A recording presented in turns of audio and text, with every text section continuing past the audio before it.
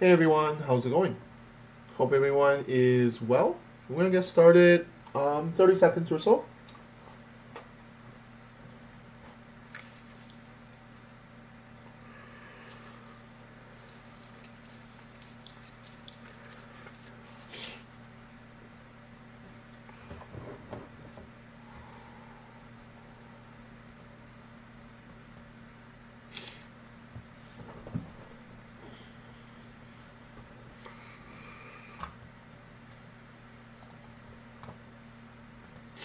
Hello, hello, hello. Nice to see you guys all.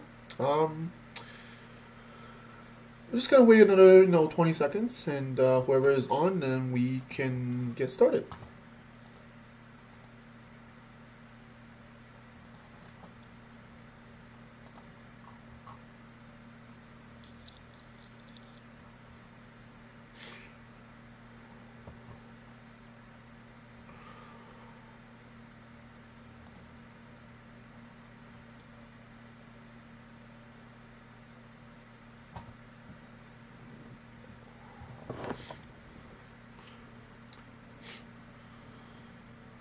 Nice T-shirt.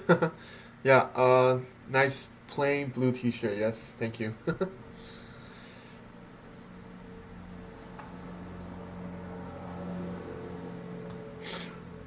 All right, so let's get started now, guys. Let's get started. I think there's some good opportunities coming up, specific on few dollar pairs that I'm looking at. As usual, let's go over kind of the live position. I did close down a few trades that are in a loss. I'll update everyone in Telegram just now. From the recap video, all these trades were from the last weekend's recap videos, but they all closed down in a loss. But we'll go over them relatively quickly, and then we'll get started with the outlook. Okay, so I still have silver that is running right now. I still have silver that's running right now. I think it's running about close to 1% now, almost 1%, I think.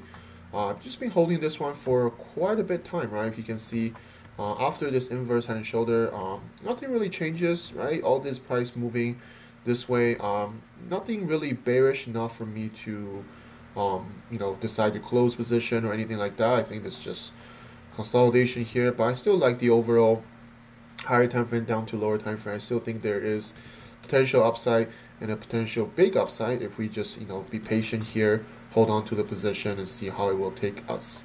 So we'll see how this one goes. This is the only live position, as you can see now. I only have silver running right now. I don't have any other position running. They either all closed down.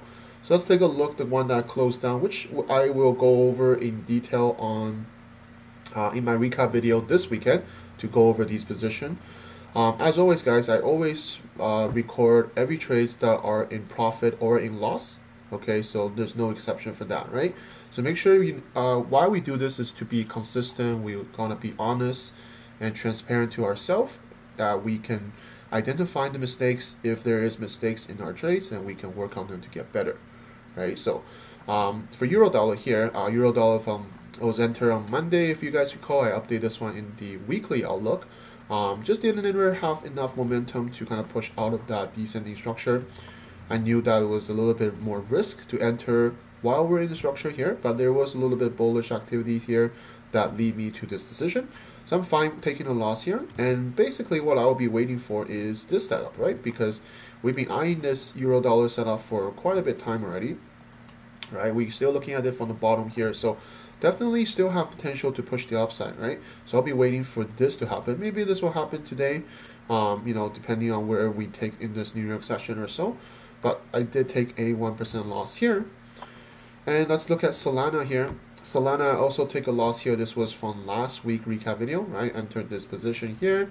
Price pretty much just kind of continue falling down in this kind of a descending structure here. So really not much I can do here once I get tagged into the position, and then just gradually move down here and then get tagged out here for a 1% loss. Pound Kiwi was a little bit tricky one. I remember I updated on Monday that I took a loss here. When the market opens, there was a lot of big spread moving, so I took a loss here. I did re-enter here as a reversal order, and price was pushing down initially. So, and then I scale into this position, knowing that there's more risks because we haven't pushed down a little bit more aggressively, but I did scale into this position here, and pretty much end up with a 1% loss on the scale in, and then this initial reversal entry here with a 0.5% loss. So this month, so far, a couple losses here, and that's usually where I'm going to be a little bit more cautious, with my analysis, my decision on entries. Usually this is bound to happen when you're going to take a couple losses and traders get a little bit emotion, get a little bit stress and things like that. The way how I deal with these situations is usually just be open-minded, right? When you're open-minded, you'll take a look at your previous journal this whole year, and you'll remind yourself that, okay, well, you take a few losses this month. That's pretty normal, right? But you're going to look at like how your overall month or overall year has been, and you'll tell yourself, well, that's fine, right? Because drawdowns is bound to happen, and you're going to deal with it just like how you deal with it in the past, right? Don't let that stress you out. Don't let that bother you. I found a lot of traders after they take a few losses, all sorts of emotion kicks in, all sorts of mindset, and all sorts of negativity kicks in where it bothers them and they start revenge trading. And that's definitely a mistake that I have made in the beginning of my trading career. So I'm definitely not going to do that, right? And that's why it's very important to stay very truthful to your trading plan and your overall perspective in trading, right? So make sure you understand taking losses is bound to happen, but how do you deal with it after is how you make yourself a better consistent trader, right? So the plan I'm going to do is, okay, be more cautious, right? Be more strict with my overall outlook, be a little bit more cautious with my entries now, and we'll see how the remaining of this month goes, right? We still have about half month left, right? So you still have 2.5 weeks or so. So anything can happen, right? So taking a couple losses, they can easily be turned back around if you caught a few good entries, right? All you need is really just one or two good entries that hits about 3 to 1 or so, and you're right back into the profit. Okay, so I hope this helps some people out there who are struggling with this aspect, because taking losses is very normal, guys, right? So don't let that bother you, right? It's about how you manage your losses, right? Make sure you keep your loss at a cap, right? Making sure I only lose 1% per trade. But I make sure that if I was in a trade, that I want to make sure that my target or my potential target, so to speak, is much higher, right? At least 3 to 1 risk reward ratio, as I always talk about. And that way that even if you take 3 losses, really you just need one trade that hits 3 to 1 and you're back to break even again. Okay. So that's a quick update with the position I have. So again, I only have silver running right now, but let's take a look at the market update now. I don't really have too much on watch. I only have a couple dollar, and then you can see I really don't have much else on watch.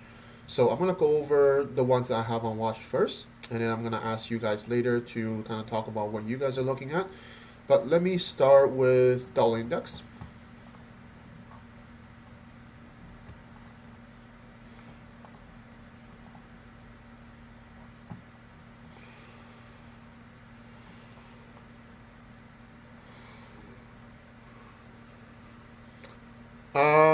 Why am I using light thing? I just want to get a different change. I've been using dark for many years, and I just want a different change, really.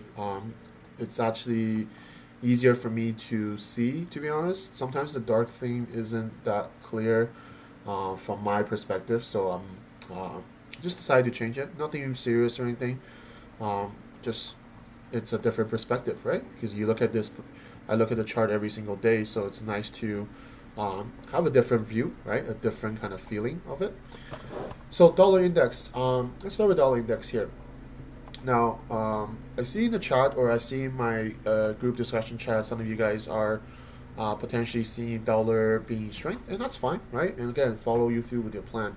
Now, I think I mentioned this on Monday on my weekly outlook as well, is that I still see this as more of a bearish potential, right? Overall price action from the higher time frame down to the lower time frame. Everything still, to me, is still showing both a bearish price action, at least from my perspective, right? So what I will be still waiting for is just whether or not we're going to get completion of this ascending channel, right? And then we're at the top of the double top, we're at this expanding structure. everything is kind of lining up for a potential sell, right? So I'm basically waiting for this impulsive move to break down, and there's continuation correction. I think selling here down to the low is pretty good, and a pretty good risk reward down to the low, and this will help us to kick off euro dollar as well. So my bias here at in this current situation is I'm still looking for downside. Now I know there is news coming up, right? I think there is some FOMC meeting news or whatever the case is. So that likely to create some volatility, but again, this may also help the dollar to get weakened, or they can help the dollar to get strengthened. We don't know, right? So no need to speculate or no need to guess, right? We'll just let the market come to us. So wait for the price to push down. If you're looking for the same bias as me, wait for the price to push down, wait for that lower time frame correction. I think that's perfectly fine. And if you're looking at more bullishly, then I would think that bullish view would be waiting for the price to actually impulse the outright, because all this is still consolidation. So nothing here proves that this is going to go up right away. But if this pushes up impulsively followed by a correction, then it's like what I said on Monday, is that then everything I talk about here is no longer applicable. Then we might see the dollar reversing. But until then, we're still in this larger structure, so anything can happen, right? So that's why if you're looking for long, you need to kind of wait for price to give you this confirmation before the upside. Otherwise, I'm happy to just kind of be on the sideline and then wait for this today or during this New York session, how the price will develop in this area. All right, so that's dollar index. Let's talk about euro dollar. Euro dollar is probably my favorite one looking out for today or maybe the rest of this week. I think euro dollar have definitely a lot of potential here. So what I see here on euro dollar is that we're still in this descending structure here, right? So you can see prices still falling down, still correctively moving down. But here in the latest bit of the price, you can see there is a little bit, at least bullish development here, right? There is a bullish inverse head and shoulder kind of, and you're basically kind of waiting for price to at least impulse out of that large descending channel that we see here, right? So this, at least, it's similar like dollar index. What we talk about is if we're looking for a long on euro dollar, if we're looking for really bullish move on the price, completing this descending channel, right? And basically we're at the bottom here, at bottom of the higher time frame, double bottom here, and we're in that expanding structure as well. So basically, again, everything lines up, as I would say it. Everything lines up for a potential buy, which is very, very nice to see. So just be patient here, waiting for the price to break out, waiting for a continuation here. That would be nice for a possible entry. It's just going to be very, very similar entry like the one that I did here, where price have that impulsive move, right? So it's just whether or not we're going to be patient, waiting for that breakout, waiting for that correction here, and then to push up the price to the next high here. And I do really favor this one here. And maybe there is a news event later, maybe that can help this, or maybe it will not. But either or, I'm looking for this buy potential. I think the buy and the risk reward here is great, and I'm looking for that. So that is my view on euro dollar. Looking at what you guys are saying. So crypto, guys, I'm going to leave crypto at the end, right? My order of stream is I'm going in order, right? I'm going to talk about Forex, going to commodity, indices, and crypto in that order. But I will go over them if you leave it in the chat.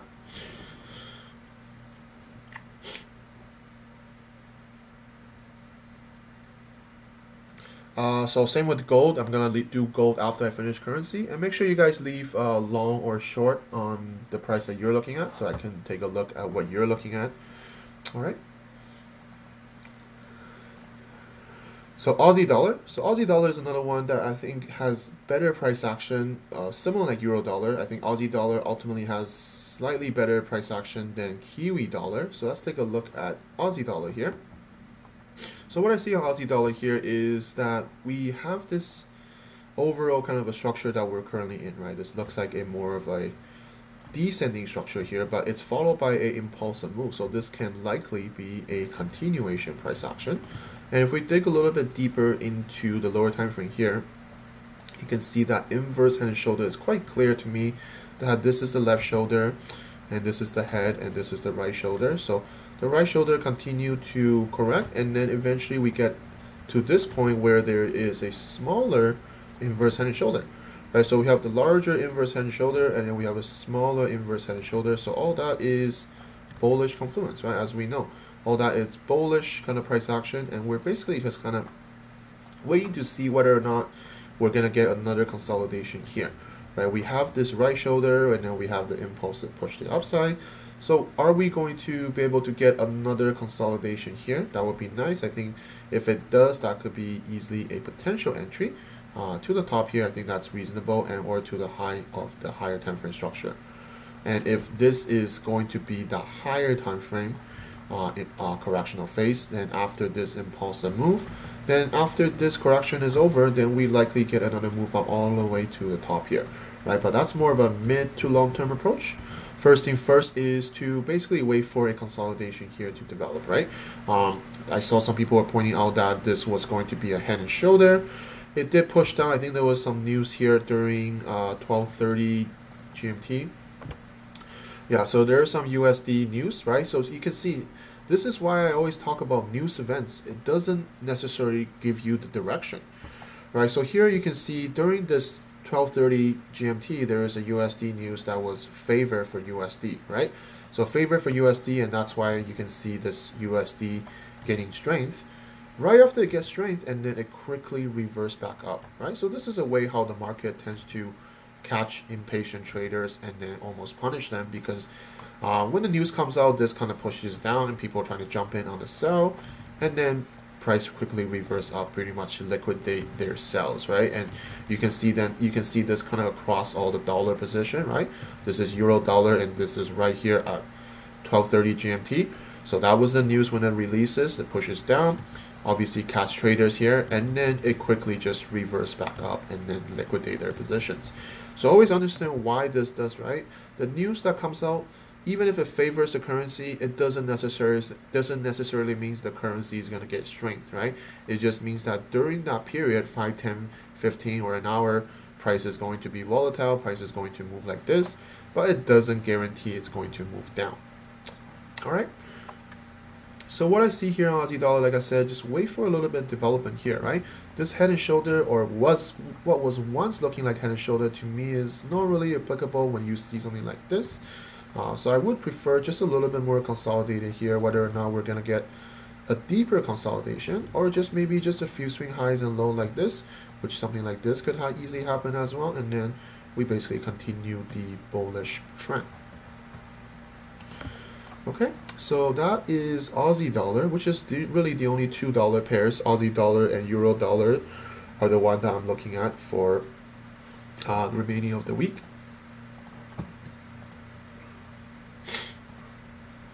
Hi, nice to see you guys. Do I trade full-time? I do. Next year I'll be the 9th year I'm trading, so I'll be trading. This year is my 8 years already, so next year I'll be 9. So hopefully continue trading for the next 30 years.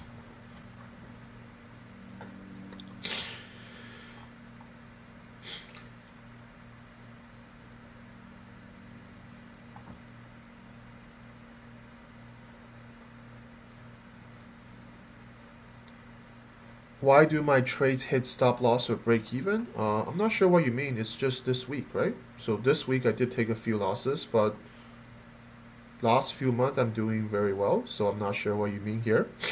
So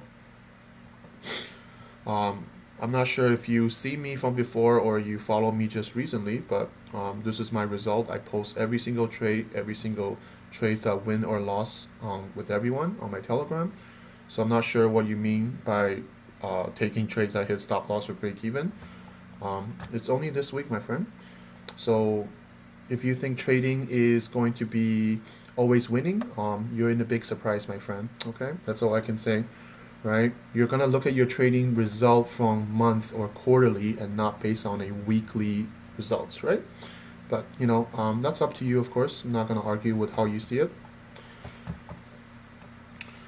Let's look at pound dollar now. So it looks like some of you guys are looking at pound dollar long. I'm personally looking more at pound dollar long.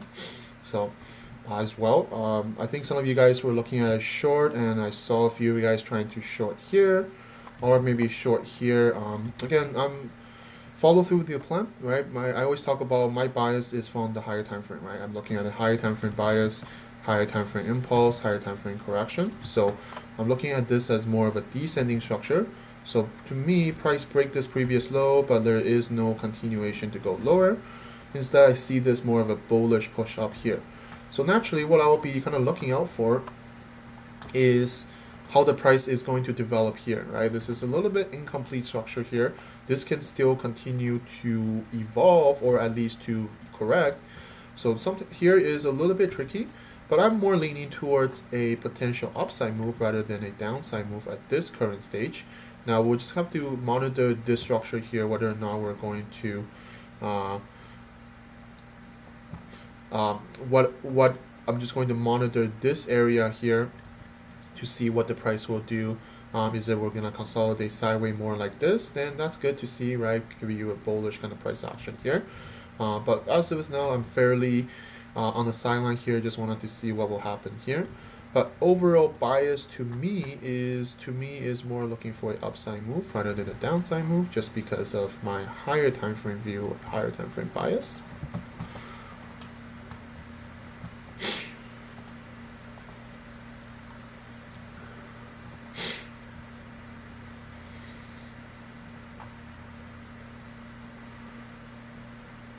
Do I consider sessions on entries?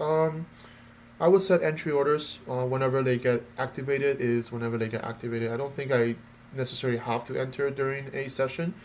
I just want to be active on a session, meaning that I want to be on the chart during the New York session or during the Asia session or during the London session, whatever time that you guys are living in. But personally, I am more. I will wake up for the New York session, right, and I'll be there for the Asian session. But in terms of entry, I set entry orders, right? So doesn't matter which session, as long as the price tag me into a trade, and price will tag me in. So looking at your chart has really improved your system. Good job. You're one of the best price action traders around. Well done. Follow the round trade I did. I've been following you for 3 months now. But here's the thing, my friend. What I post here is not signals, alright? So if you follow them without confirmation, then you're entering them perhaps too early or too late, right? Because I will always update the positions that I enter based on the confluence that I mentioned, based on the confirmation I look for. So the trade here are all forecasts, right? They're not signal. So please understand, it's not like I post here and then you're going to enter here when the price gets here. Well, no, I mentioned that price needs to get here correctively and then a bearish push down before entry, right? Some people tend to just kind of follow these and then enter the positions without confirmation. So understand what I'm doing here, right? What I'm posting here is a forecast, right? What I see is I need to see bearish price action here. I need to see bearish development in order for me to sell. If this just continue pushes up, then there is no entry, right? So there's a difference between the two, right? So please understand this, okay? Like none of these are signals for you to buy and sell, right? You need to have your own plan, right? You need to have your own entry. You need to have your own stop loss target and how much you want to risk, right? It's not a signal, right? It's not that easy if we just follow signal, because trading is much harder than just following signals, right?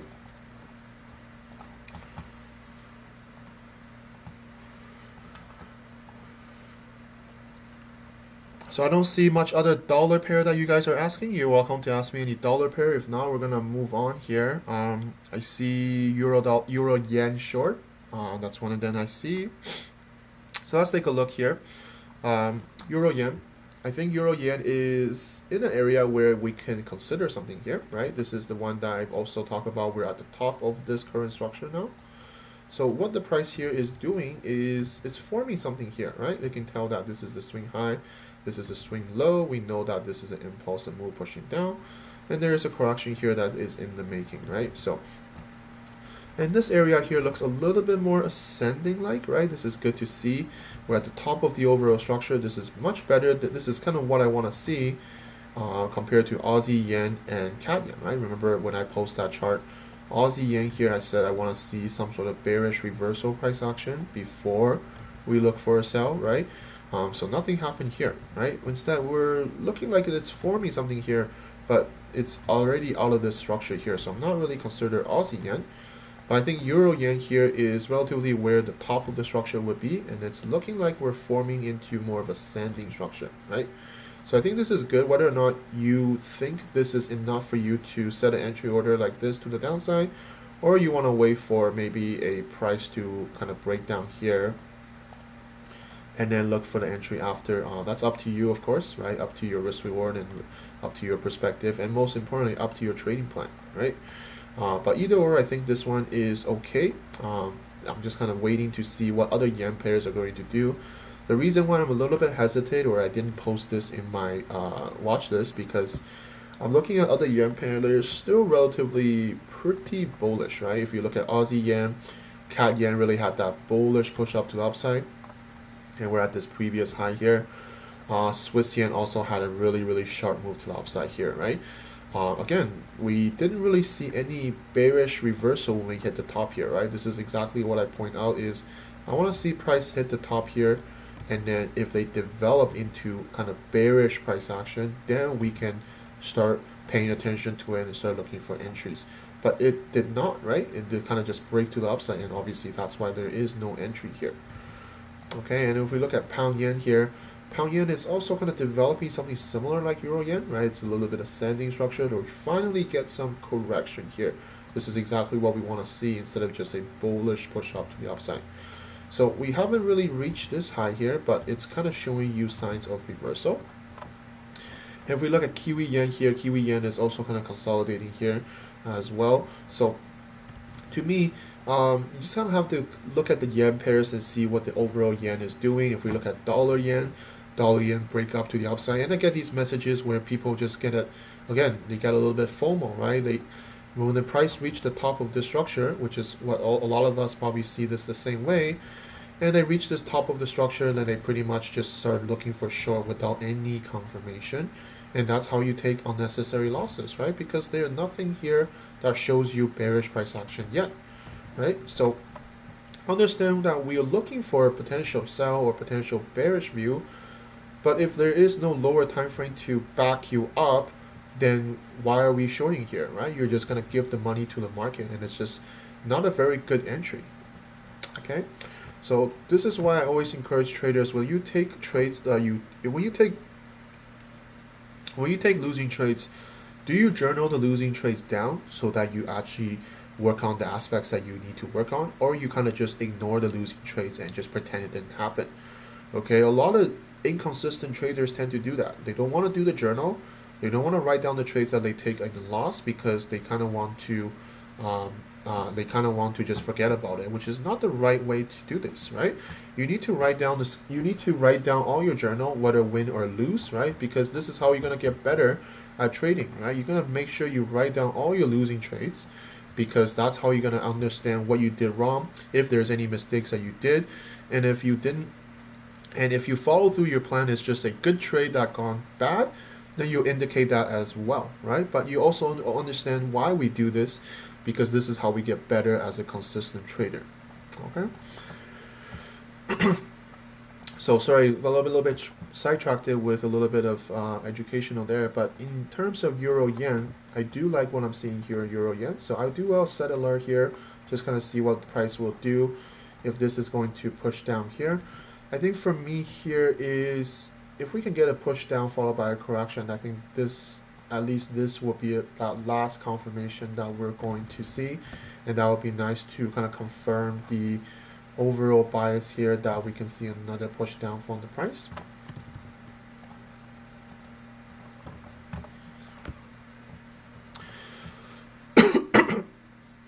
Excuse me. So copper, I'm gonna go over after I finish Forex. Aussie dollar, I went over that earlier, right? So my Aussie dollar, my bias here is looking for long if we get a correctional structure here.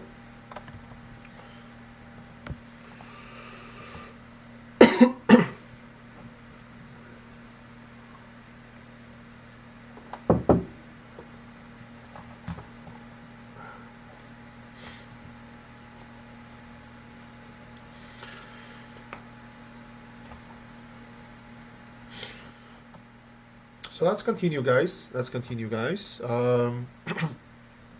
Euro CAD long. Euro CAD long.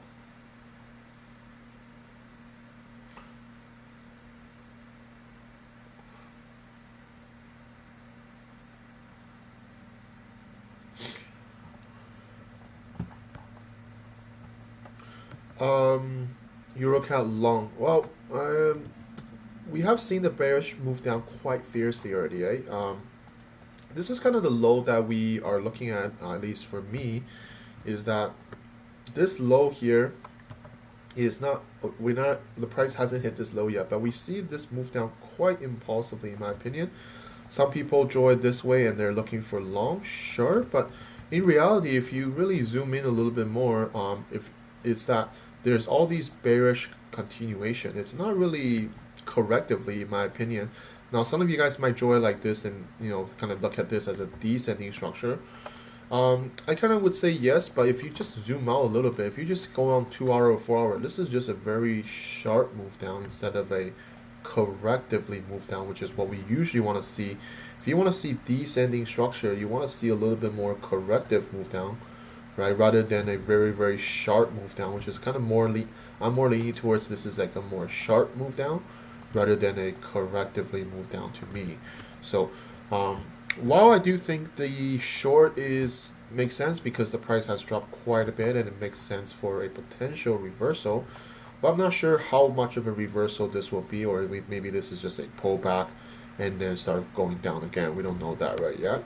So to me, I'm not too interested in the long, just because this short seems pretty strong and very, very impulsive, and we haven't seen any continuation correction yet. So any type of up move can just be consolidated to correct this move and then continue down after. So personally not too interesting this one.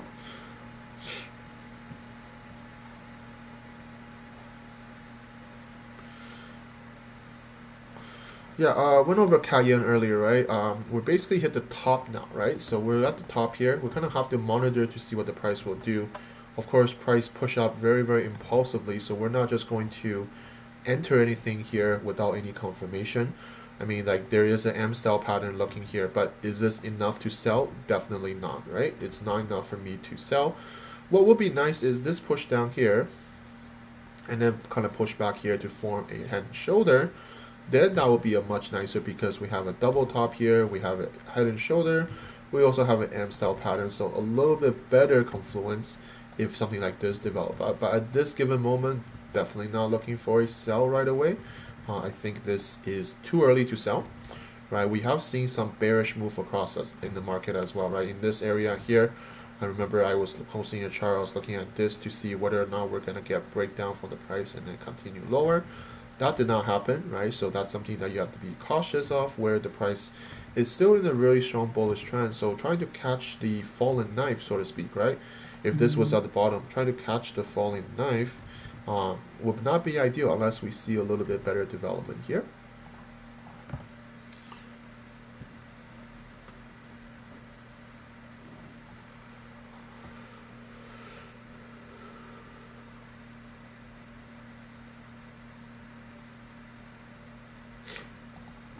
Euro Aussie long. Again, I think a lot of you guys are looking at these long and maybe a little bit too zoom in, at least from my perspective. Now I see you guys point out this inverse head and shoulder. Yeah, I do agree that's kind of the same as Aussie dollar, right? You guys see this as the same.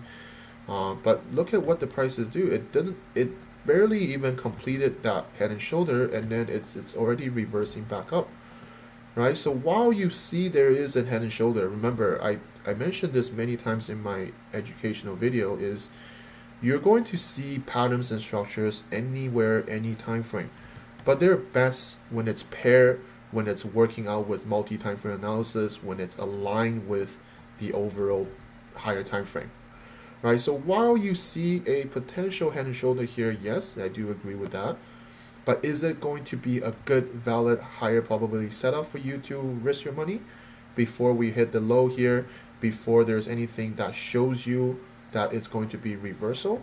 Just look at how strong the price has already pushed down, right? Look at this clear head and shoulder pattern, right, on the higher time frame, clear double top. To me, this head and shoulder is very significant, right? You can see the impulsive move pushing down quite impulsively, right? So there is nothing here that shows you that this inverse head and shoulder is going to start kicking off the price right back up, right? So again, to me, this is more catching a falling knife, right? Because the move has already pushed down quite impulsively. So even if there is a head and shoulder here, or inverse head and shoulder, you might enter here and then just pushes up a little bit and then just continue a downtrend, right? So to me, this is not a higher probability setup, so to speak. There certainly is inverse head and shoulder, and if you think this is good enough for your perspective to enter, then by all means go ahead, right? But over the years, I learned, or I acknowledge, or I kind of, I guess you can say I learned from my mistakes over the years, is not to trade something like this when it's totally against the overall higher time frame. Okay, but that's my perspective, of course, right? So you guys think about what makes sense for you, of course, right? It would be the same as pound Aussie, right? Same thing. You guys probably see this as an inverse head and shoulder, and please understand, I'm not saying this that if you enter here that this will not go up. Of course, it can go up, right? It's a probability, right? Everything you do in trading is probability. So by entering here, there's a chance that it will go up, but is this chance high enough that you will do this every single time when you see this inverse head and shoulder?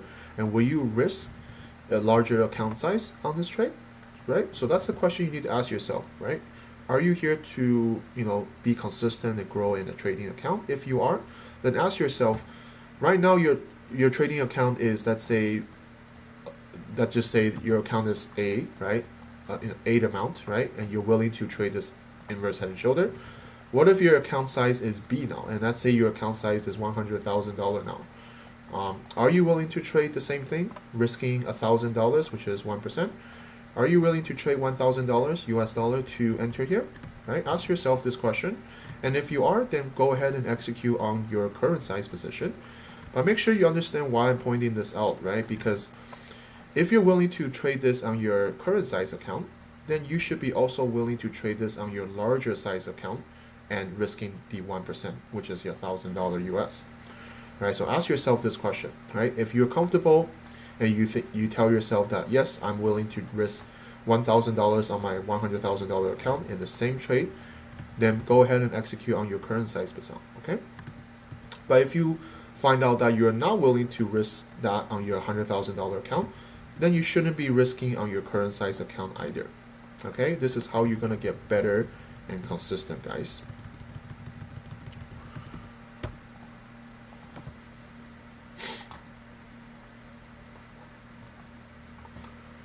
Indices I'm going to do after commodities, okay? So Forex, commodity, indices in that order.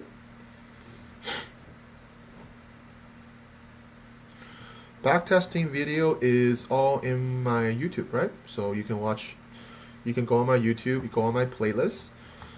There's a bunch of backtesting videos that I made in here, so you can watch these backtesting videos. It's just using TradingView to backtest. It's quite simple. You can learn all about that in there.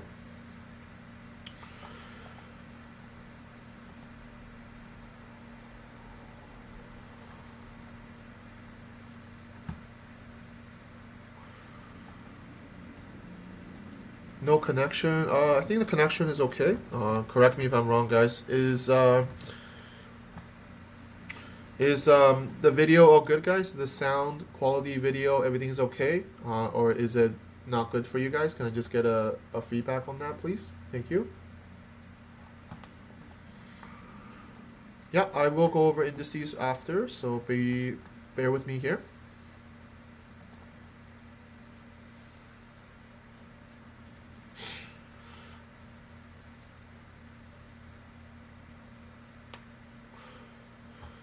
So let's continue here.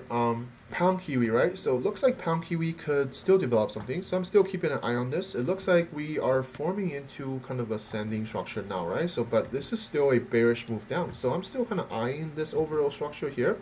And I still think there is potential here to look for the downside here if we look at the higher time frame.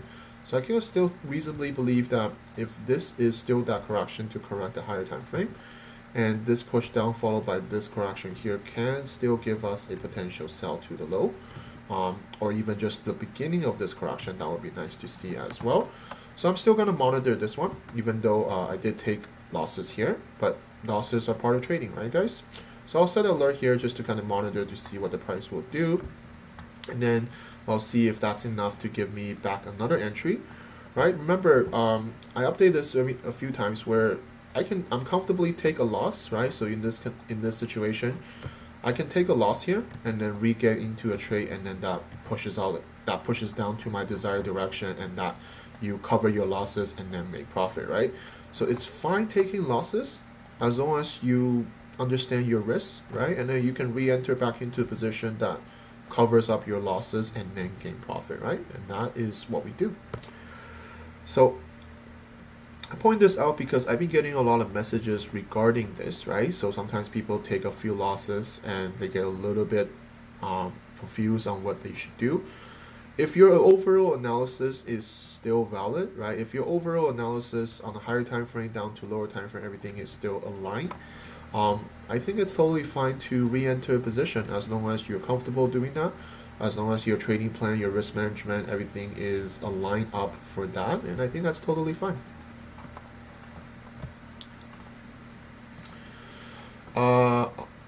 Let's continue here, guys. So Aussie cat buy. Yeah, I'm looking at Aussie cat here.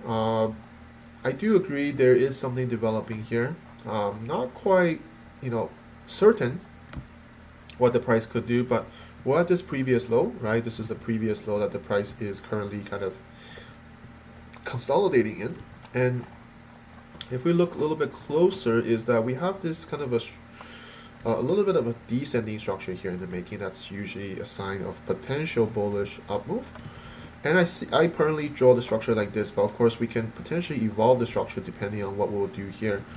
Now, is this enough for me to buy right away? No, I want to kind of just see this area to see whether or not we're going to push up here and then correct after. And even if it correct here, where is our potential target? Probably just at this previous high, right? So is there enough risk reward to push the price to previous high, right? That's something that we have to consider of.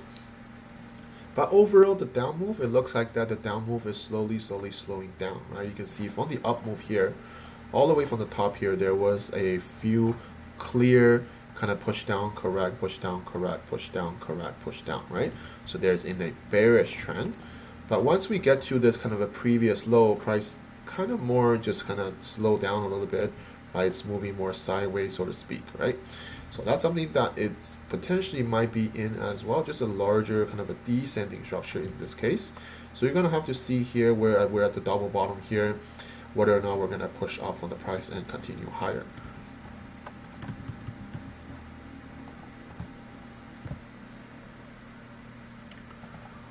Euro dollar, I already went over that earlier, so I'll go back to that after I finish the rest of the Forex pair.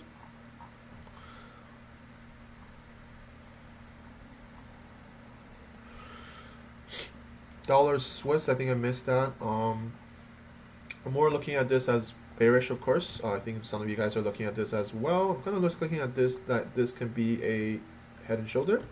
Preferably price to push down here and then correct after and then look for the sell. I think that's good. But I think the confirmation here is waiting for the price to push down and then correct after. I think that's better, right?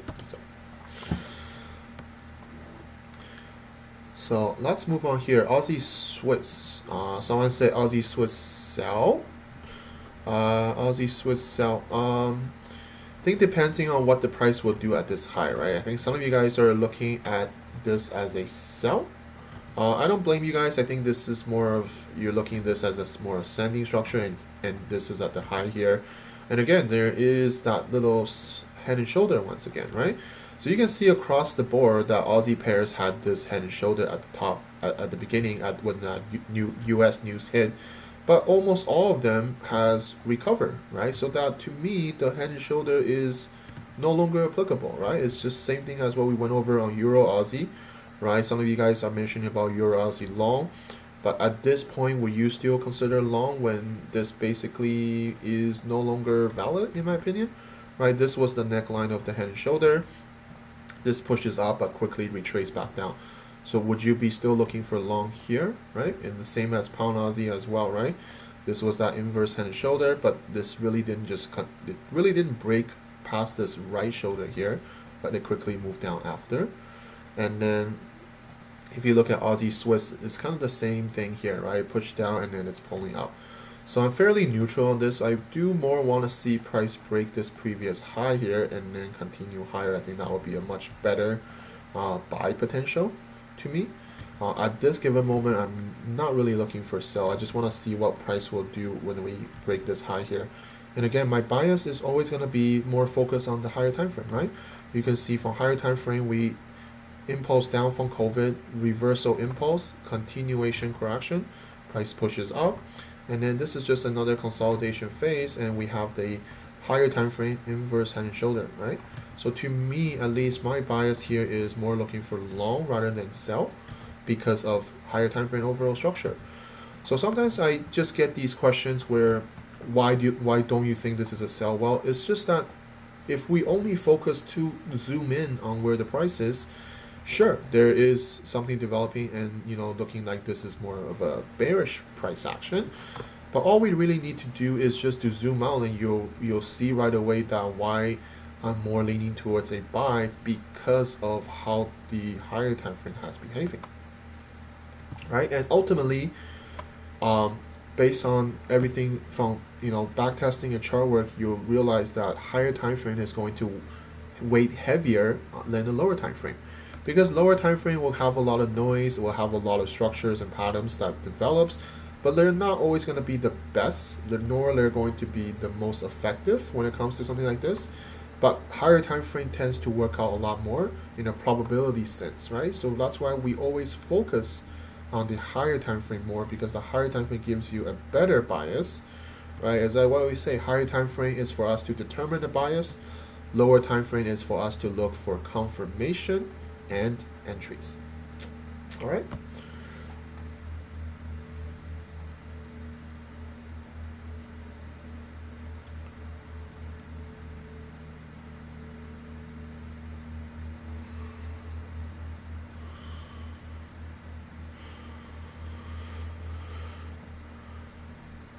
Went over Pound Kiwi. I think Pound Kiwi is developing something here, so maybe this is another entry for some of you guys, right? I think there's developing something here. We have this bearish push down.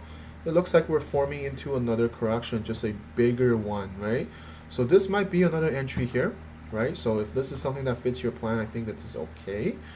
But again, because of what I mentioned earlier, that I took several losses this week or this month, so to speak. So I'm going to be, I guess, extra cautious when looking at these kind of positions.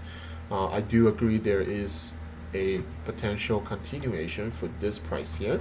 So I just kind of set the alert here. Just want to see what price will do. Does it form a little bit of consolidation to push down the price?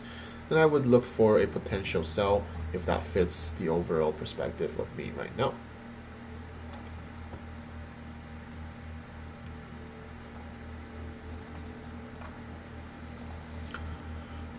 Do I use fundamental for my bias? I don't look at the fundamental much. I would pay attention to news, but it's not going to bother me to trade through a news or hold through a news. Only if it's a major news event, right? Major news event is things like Brexit, presidential election, things like that, but not like these type of things that happen every month. I don't think these are something that I worry about at all, okay?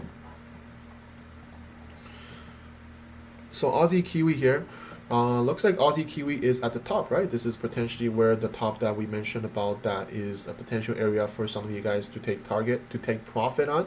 I know a bunch of you guys are still in this trade, so I think this is a good area to monitor this price, whether or not we're just going to get further continuation or we start going to get reversals, okay? So this is the area when we go down to the lower time frame. Again, they were showing a head and shoulder, right? But it's just not enough to push the price down at this moment.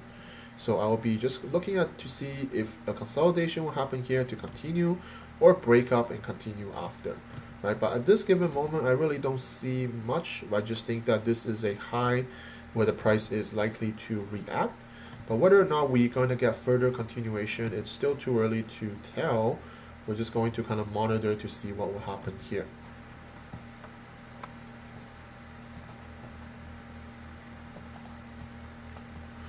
Aussie Kiwi went over that. Last one I think I saw was Kiwi. Let me just double check. Kiwi Swiss. Kiwi Swiss looking for long. Yeah, more my bias here is still kind of more on the long side. It's very similar like Aussie Swiss that we went over just now, right? Like Aussie Swiss from this switching to the upside, correct and higher. I think Kiwi Swiss naturally is showing you similar thing as well, right? Price action here, impulse and move to the upside, continuation. This area is a little bit tricky. You can see this two different ways. Like you can see this as a bullish push up, bullish continuation to go higher, or you might see this as a more bearish price. So again, when you're in doubt, just zoom out, right? When you zoom out here, you can clearly see that this was a down move on COVID. We recover, we for continuation, and we impulse up, continuation, and we impulse up again. So if this correction is going to push the price higher, then likely we're going to see price hitting above to this high here, right? But again, it's about what the price will do within this current structure that we are in. I think there's seems to be a debate on whether or not we're going to get a downside or an upside. It depends on how you see this, right? If you're focused on what you see here, then sure, this looks like a bearish push down, correct, bearish push down, correct. I agree with that, right? But is this again once enough for you to sell, risking your account size A and B? Remember we talked about this earlier. If you're willing to risk your trade here, that means you're willing to risk $100,000 account, right? And you're willing to risk $1,000 on this trade. So ask yourself, you're willing to risk $1,000 on this particular trade. If you are, then execute them on your current size account, which is account size A.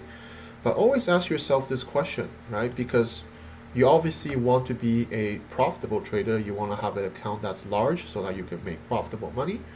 So always ask yourself, before you enter a trade, will you enter this on a $100,000 account? If you do, then enter that your current size account. And if you're not willing to enter at your $100,000 account, then chances are you shouldn't enter at your current size account. Okay? Because there shouldn't be any difference whether your account size is $100 or if your account size is $100,000. You should treat it exactly the same. And that's why when you do have a larger size account, you will be consistent, right? A lot more questions I get privately from a lot of you guys is something like along the line like this.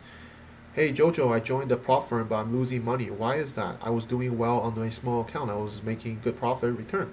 But why do I jump into the prop firm and lose money? Well, on your small account, you're likely to overtrade or over risk, and you gain some profit, you gain some percentage, and you think you're doing well. But when you go on the prop firm, when they let you to trade 5 or 6 figure account, suddenly all sorts of emotion kicks in. You're more worried, you won't be risking more, and you're just trading a totally different style and totally different perspective. And that's really why that you having a small account you're doing well, but when you trade a larger account and you're not doing well, that's exactly why.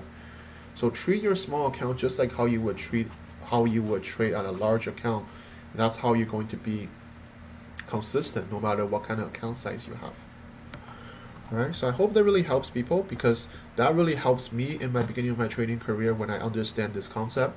Is me starting $100 as an example, I should treat it exactly the same as I traded on a $100,000 account, right? And that's how you're going to be a much better trader, because as you get consistent on your small account, then you're going to understand that you're just, in reality, you're trading the same, right? Whether or not your account is $100 or $100,000, your entry, your stop loss, your risk management, your psychology, your exit, your management, everything is exactly the same, right?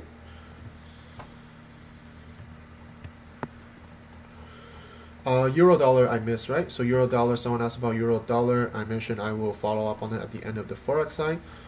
Personally, I'm more leaning towards the upside, right? I'm more leaning towards a bullish push off on the price followed by bullish continuation. I think that is exactly what I will be waiting for. So looking at this, I like how there is an inverse head and shoulder, especially at the bottom of the overall price. Again, we're gonna see lower time frame price action everywhere, any market, but they're the best when it's paired with other factors such as when it's in a descending structure, when it's at the bottom of the overall price, and we're at the bottom of a higher time frame double bottom, right? So all that really aligns up for me to look for a potential buy if we're going to see that, and I'm looking for a impulsive move to the upside followed by continuation. That's how I will plan to get involved with euro dollar here.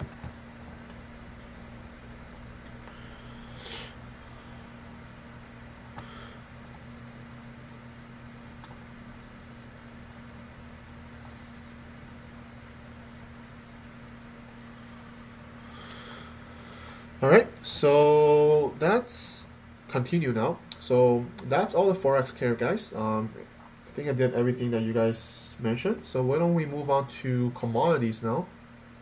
Let's move on to commodities. Let's look at silver now. I'm still in silver, so let's take a look at silver here. Now, my bias again is from the higher time frame, right? So the higher time frame to me, impulse will move to the upside, few swing highs and few swing lows. So we know that there is a potential larger structure in the making. And now every time when we move to the bottom here, we're going to be looking for potential potential buy, sorry, because we have this descending structure pushing the price down collectively. And we're at the higher time frame double bottom, and we also see an inverse head and shoulder. So all that to me is just good positive confluence, right, to look for a potential buy. And this is the part where patience comes in, is that, you know, once you enter here, for a very long time, price really didn't do too much. And you can see this was from NFP, right? Again, I'm going to talk about news does not necessarily create directions, right?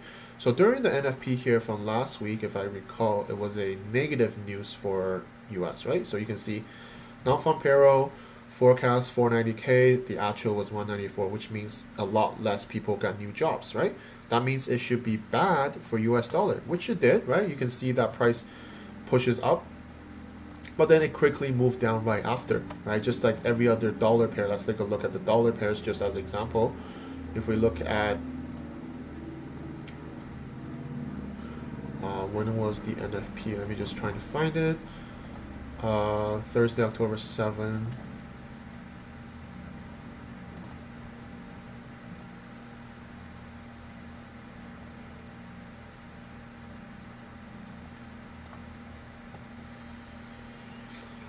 Yeah, something like this, right? It didn't really do anything, right? There is nothing here that shows you that the news really affects it, right? You can see that the news gives you a negative result, but it doesn't necessarily reflect on the charts, okay? So I just want to bring that out because, in my opinion, over the years, news creates volatility. Certainly it does in that given moment or given sign, but it doesn't necessarily create direction, right? Because after the volatility dies down, you can see price push up and then price push down right after when the volatility comes in.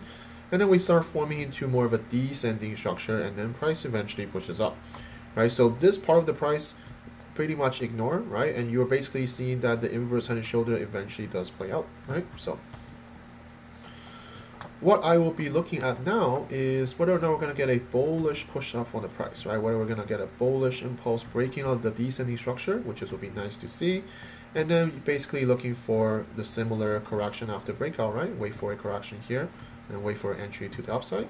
And first target, top of this structure here. And really the mid to long term target is whether or not we're going to get price to hit all the way up to the high here, right? That will be a very good risk reward if the price does continue all the way up here.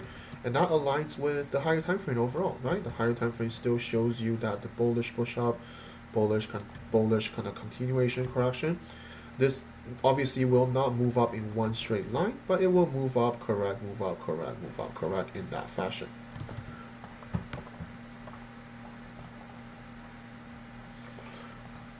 Alright, so that is silver. Let's talk about gold a little bit. I think a lot of you guys are probably going to ask me about gold.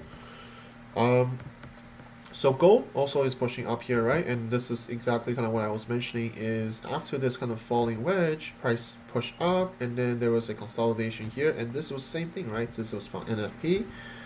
Price pushed up because of the weak dollar news, and then it pushes down after the news finishes, but pretty much just consolidate, and then look like right now it is pushing up, which is nice to see. And now I know, I mentioned this in the beginning, I know today there is some US news event, FOMC stuff. But again, it's just a news, right? This may help the dollar to get more weakened, or this may help the dollar to get strengthened. We don't know during that temporary time. But to me, ultimately, I'm still focusing on the price action overall. I still want to see what price will do, especially euro dollar. This may kick off what's going to happen here. That's something that I will be keeping an eye on. So in terms of gold, I still favor silver a lot more. I think silver naturally has just better price action where we are right now. Whereas gold is, I would have preferred the price is at the bottom here, which will be a better potential buy, right? But either or, I think the buy here, the price did form a correction here. It is pushing up. So we're potentially breaking above this high also.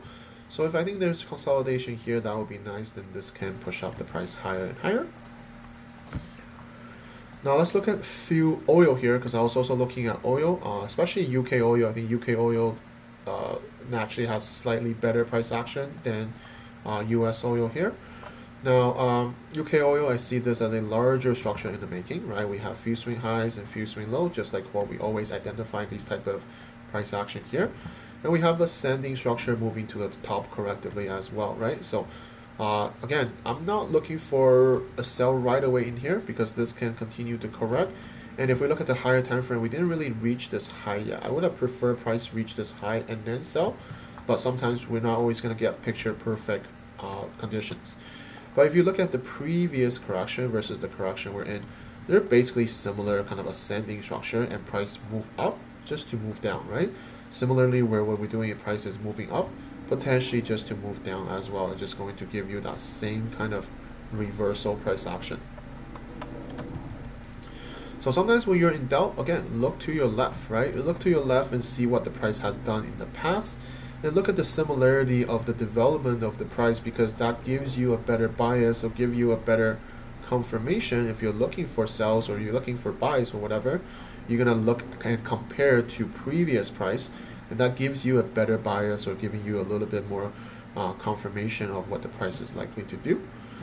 So to me, the plan is very simple, right? Just waiting for the price to push down and waiting for a consolidation here to look for the sell.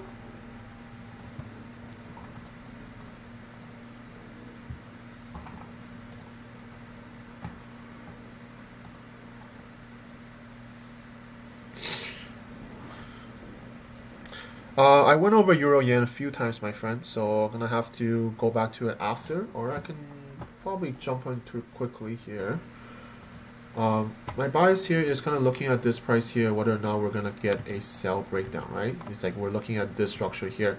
Now it aligns with the overall price, right? We have few swing highs and few swing low as usual, but this correction has to give us that confirmation to continue, right?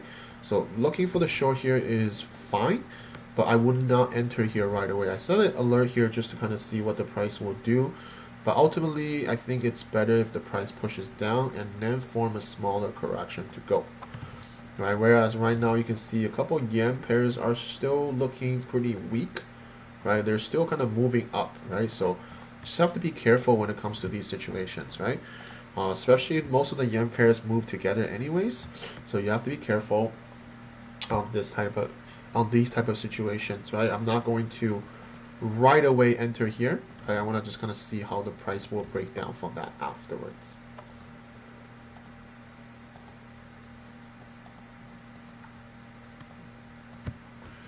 Now let's go back to commodities here. So I went over UK oil. Let's talk about US oil. So US oil is similarly the same, but the difference here is we have a few swing highs, and I would have preferred price to move up to the high here and then look for a sell, whereas UK oil is at the high here. So that's that slight difference that I value or I identify, is when you see that small difference here, you understand that if you're going to choose one of the two, choose the better one that has just slightly better confluence to look for the sell. Whereas US oil here, I think a little bit more corrective move up here would be nice, and then wait for the price to push down and then consolidation to sell afterwards.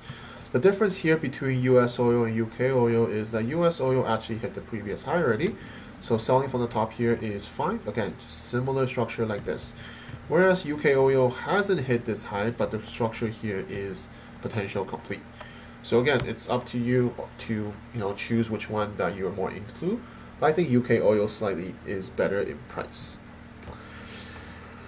Gold, I went over that just now, my friend. So I'm only looking for potential upside, and I mentioned about prices breaking above this high here. That's nice. So you probably wait for a consolidation here would be nice, but just be aware there's some US news event later on, right? So be careful, that might cause volatility.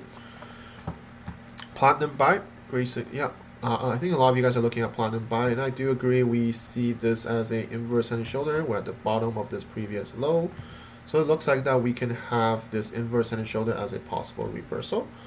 And because we're at this high here, so I think that have to be a little bit cautious is that this correction here, whether or not we're going to develop a correction here to go higher, or I think I prefer the price to just push up a little bit high and then continue after.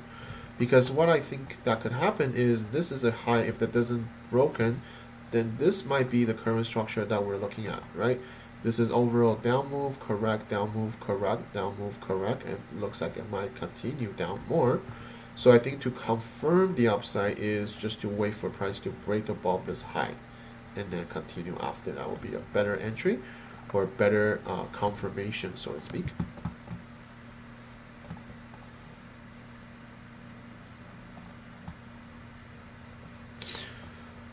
I think WTI is US oil, not UK oil. So if you look at WTI, I think it is more US oil. You can see here, right? US oil is WTI. Now, if you trade, what do I want to say, CFD, it's going to call, every broker's name is slightly different. So I think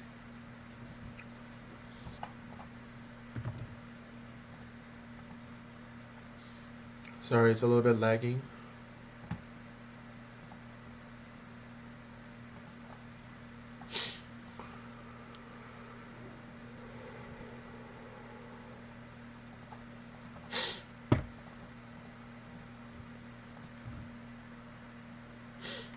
I don't know why it's lagging.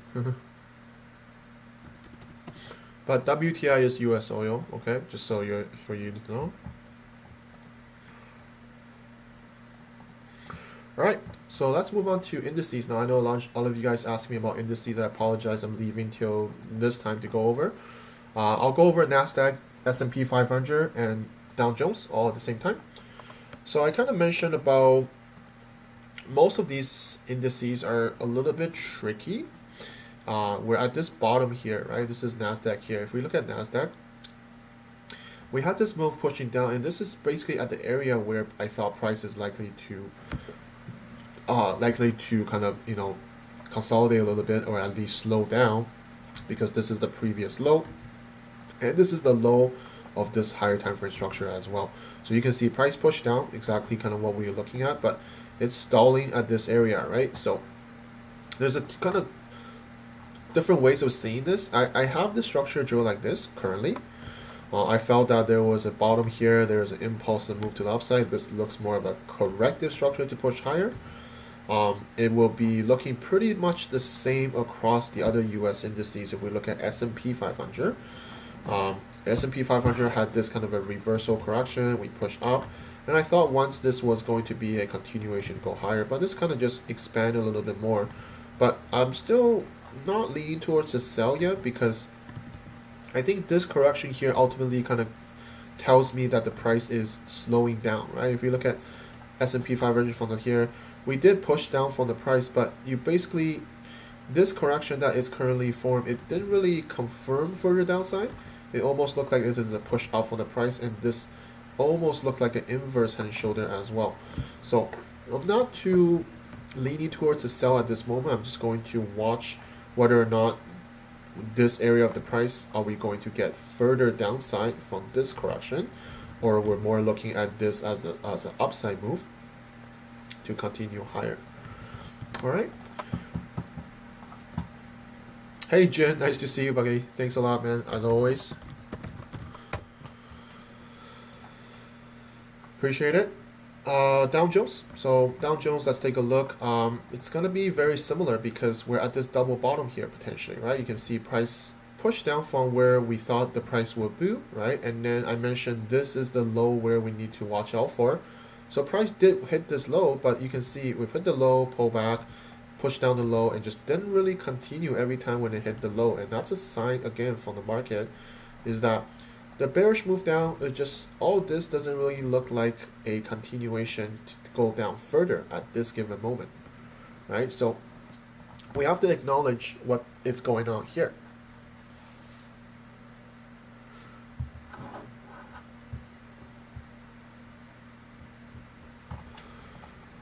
Sorry guys, the computer froze a little bit. Just be patient with me for a sec.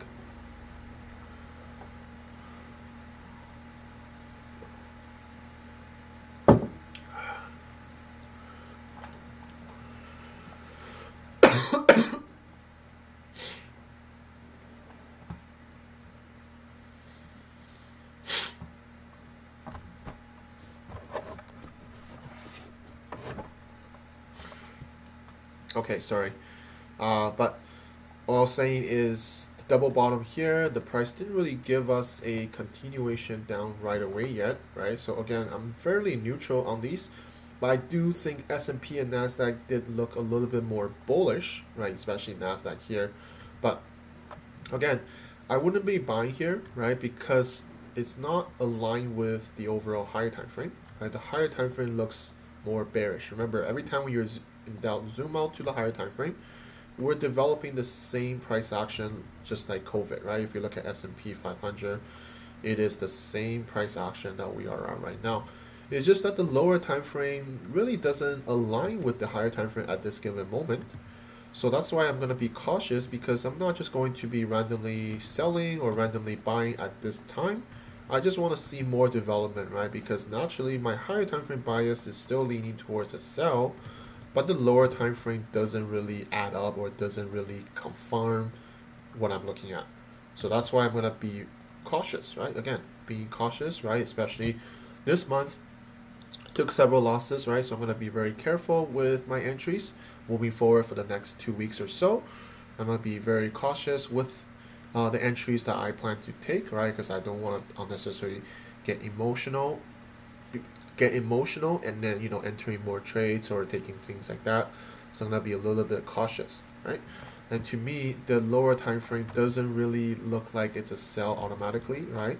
So higher time frame and lower time frame doesn't add up together. I'm going to be very cautious to continue or just be on the sideline and wait for more development right now. Okay. Any question here on the indices, guys?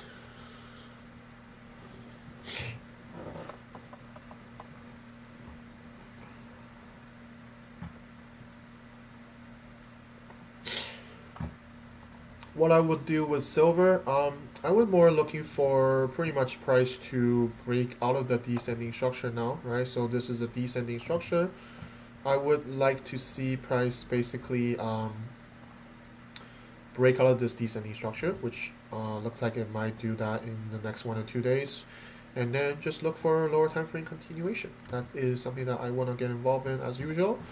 So wait for a lower time frame continuation once we break out a descending structure, and then look for another upside. This is kind of a first potential target, but definitely for a mid to long term target is at the top of the structure here, right? And if this is the correction I'm looking for, if that is the correctional structure that can push up the price, then I'm happy to hold on to the trade, because everything else aligns up with the higher time frame, right? Because I'm looking for higher time frame long for mid to long term approach, and if it does pushes up impulsively, then I can hold it for a longer term, right? I can happily hold it for longer term if that's going to happen.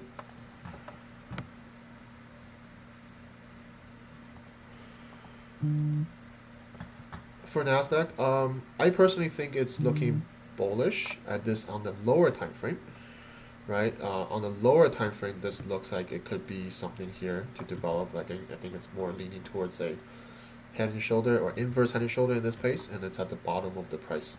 Now I'm more leaning towards that because every time when the price hit the low, you can see every time when the price hits the low, what happens? It pushes up, it pushes up, it pushes up, right? So that just shows you that if the price doesn't commit to the downside, every time when it hit the low of this current structure that we're in, it just continue to move up, right? Which is exactly what has happened in the last 4 situation.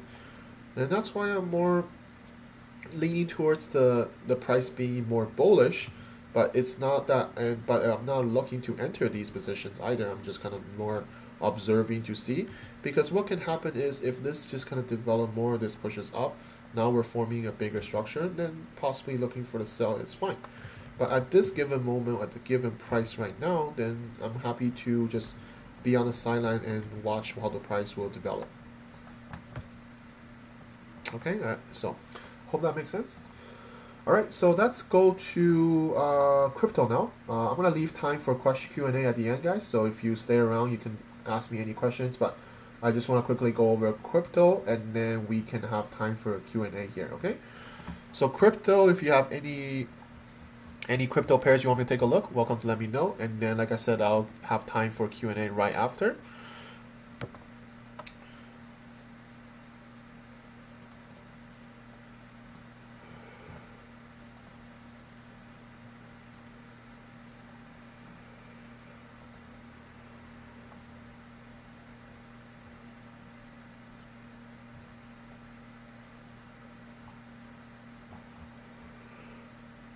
Okay, so for crypto,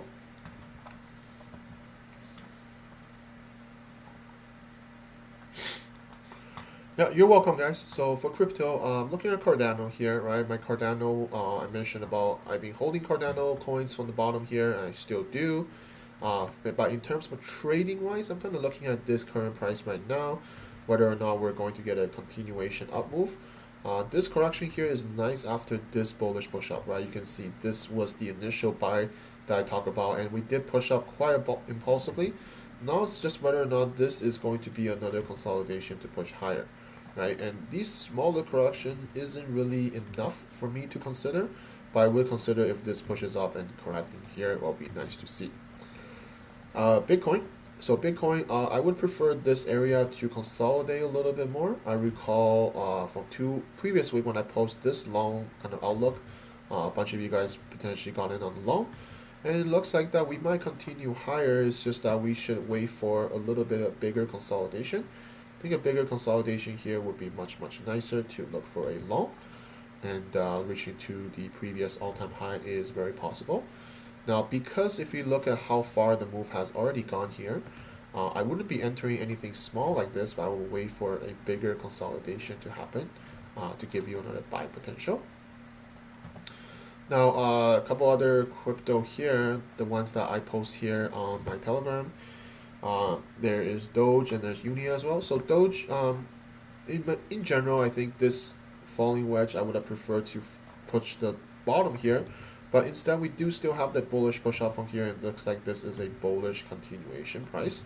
So looking for a buy here is fine, in my opinion, if we get this continuation correction to complete and then another push up on the price. Unit swap, I mentioned this I think from last week as well. At least we have this reversal structure, bullish push up, bullish continuation, and then another bullish push up for another correction here. I think this is a valid kind of a potential long perspective as well. VET, looking this as an inverse head and shoulder, and I like that this is developing something here. It looks like it's pushing up.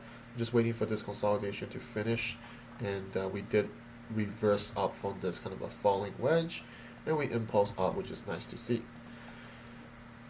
Stella, right? Stella is pushing. I remember on Monday we talked about this, right? So we have this inverse head and shoulder and price impulse off followed by a correction here. It looks like it's breaking up now.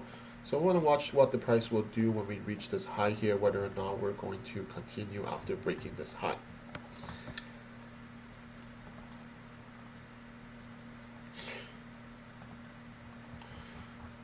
I think ET, yeah, someone mentioned about Ethereum sell at the right, like an hour ago. Sorry, just finally got to it now. I don't think there is sell, at least from my personal view. I see it more a little bit more bullish. I like how we have a reversal correction, right? This is an impulse down. This is a reversal correction. We push to the upside.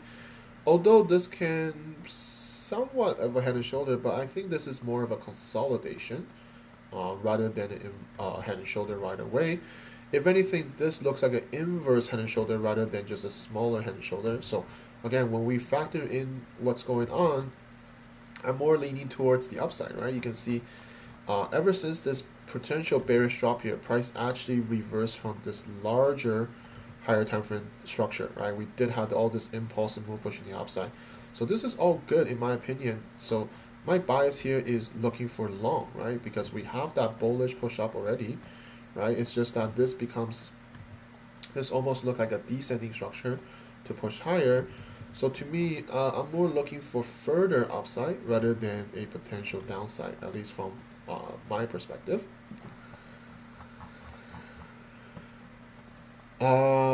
Bitcoin, yeah. What I think about Bitcoin is more upside for sure, but I would prefer to see a little bit more consolidated here.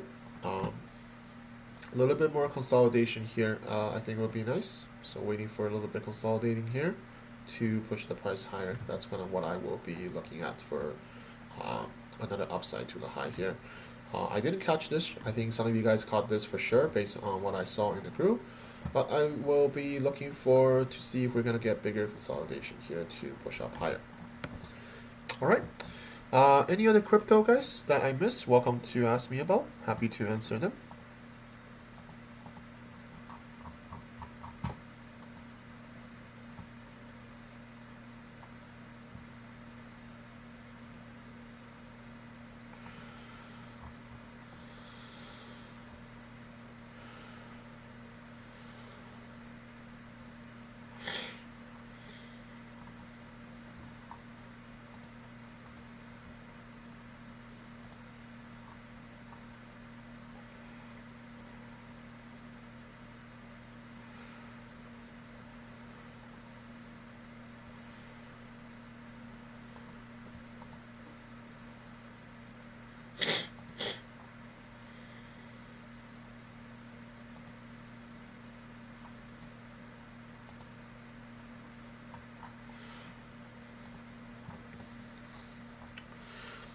Yep, see you, Nadim. Nice to see you.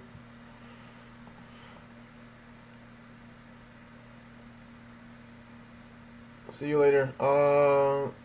HTUSD, is that a symbol? HTUSD? Hobie? Yeah, sure.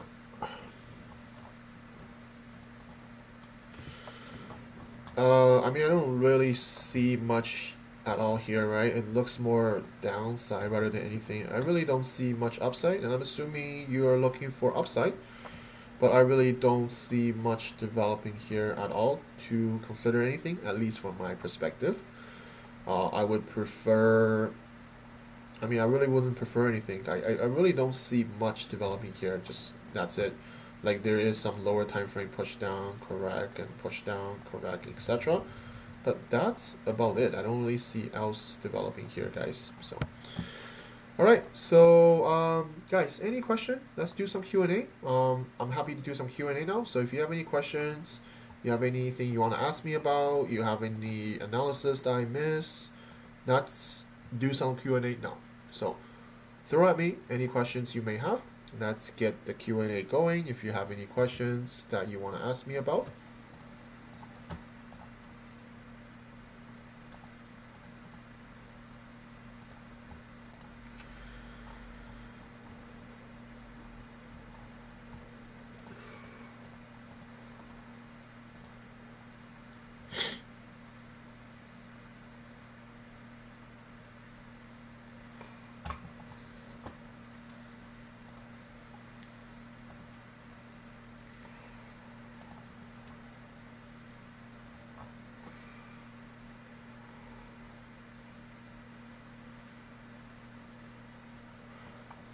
Gold, silver, is it going to consolidate? What do you mean by consolidate? I guess what I mean. I'm more leaning towards they're going to be more bullish, right? Because well, I'm in silver here, and at least from my perspective, my personal perspective is that I like to see this buy happen. I like to see the long happening and push up the price.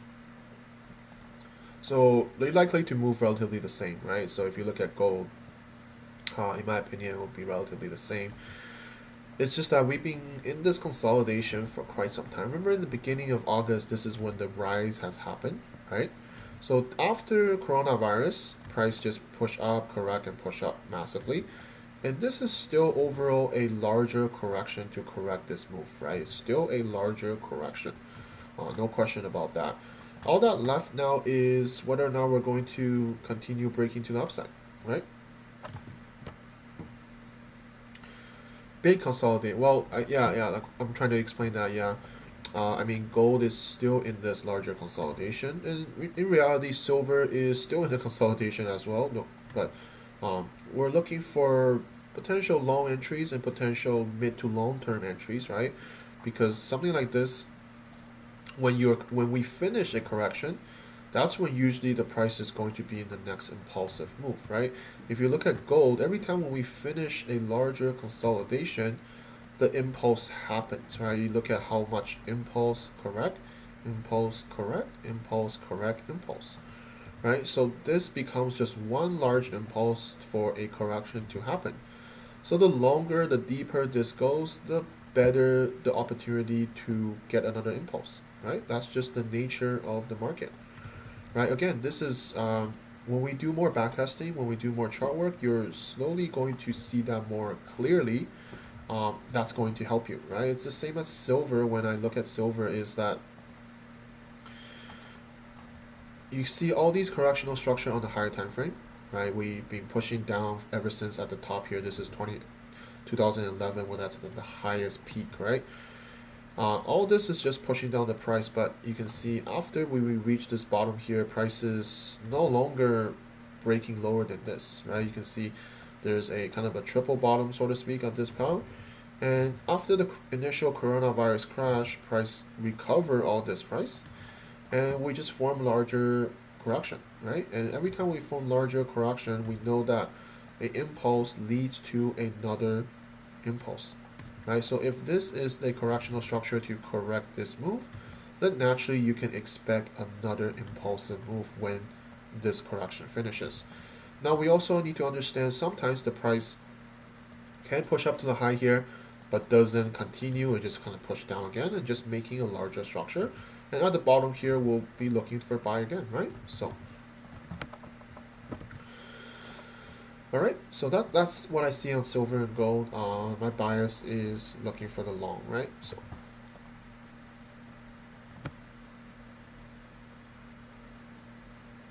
I use log scale. I use log scale on crypto mostly. So on crypto, let's say if I look at, let's say you look at Dogecoin on crypto, right? And then I use log scale because when you zoom out, you can't really see all this price, right? You cannot see anything here.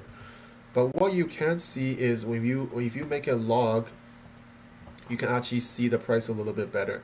So I would do that for crypto because crypto moves so fast.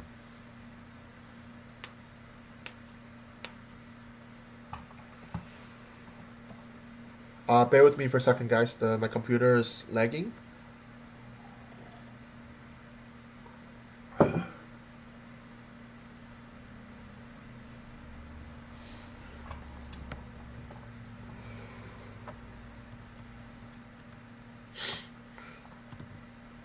Yeah, sorry guys.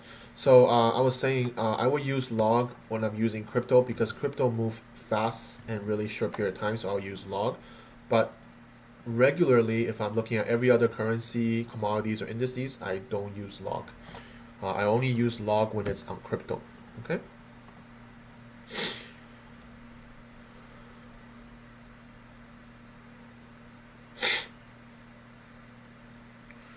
I definitely not move stop loss during news event, Herman. I know what I know what you mean here. But I don't move the stop loss or I don't adjust the stop loss if anything. If it's gonna take you out, it take you out, right? Here's the thing: if you're going to adjust your stop loss prior to a news event, then again you're gonna make kind of emotional. There's emotional situation will happen. Let's say you're in this trade, right, and then there's an NFP coming up, and you're like, okay, I wanna basically remove my stop loss because I don't want the news to take my stop loss and then continue. Maybe that will help you a few times, maybe it will not. But the point is, you're always going to think about the opposite side, because if you remove your stop loss and price keep dropping down, you're like, holy, why didn't I just honor the stop loss? And the next time you honor the stop loss, price hit your stop loss and reverses, right? So try not to give yourself more emotional decisions, because by moving your stop loss, you're just always going to get more negative experience that you're going to remember.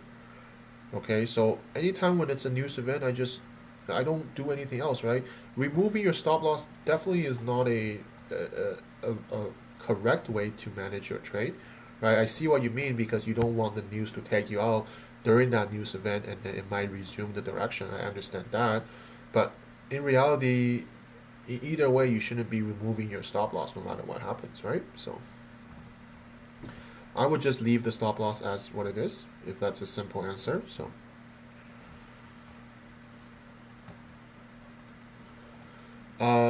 German 30 buy.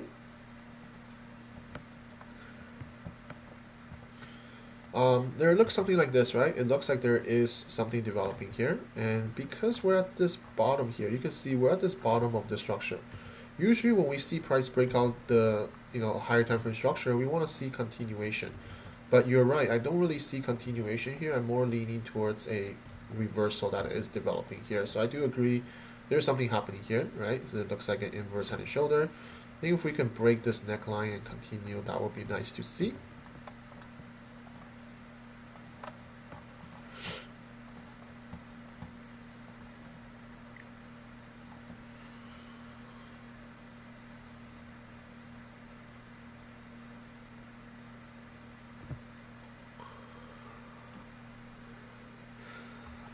There's a good question here, how to handle spikes. I guess this is a similar question about how to handle news, just like what Herman says.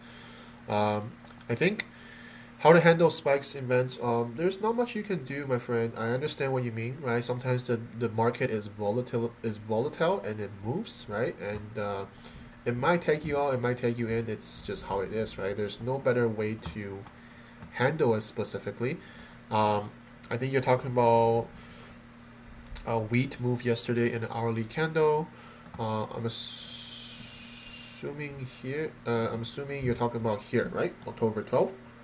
I'm not sure how your entry was, but I guess you're talking about a sell, perhaps. I'm not sure, but because it's going down, so I'm assuming you're selling, and then maybe this takes you out. There's not much you can do, right? Because this is just how the market moves. The only way that I could say is depending on your stop loss, right? Do you have a too tight of a stop loss, right? If you have a tighter stop loss, then chances are this can happen, right? So depending on how your management, on how your entries are, if you find commodities tend to happen like this, then make a bigger stop loss, right? You understand? Don't just enter on the lower time frame like 5 minute or 15 minutes or whatever. Set your stop loss according to more of a higher time frame approach. So if you're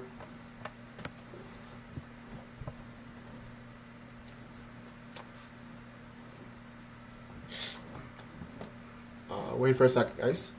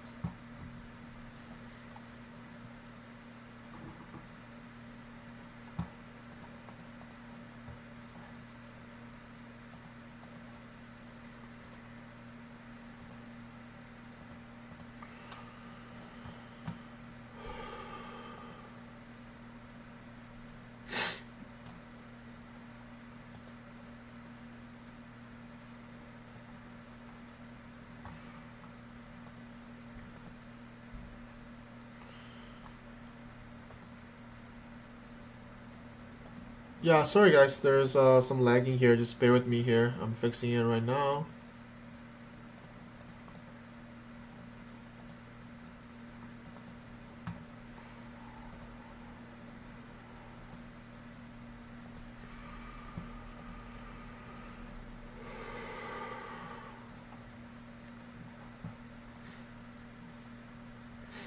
Yeah, just give me a few seconds, guys. If you can hear me, just give me a few seconds. I'm changing things.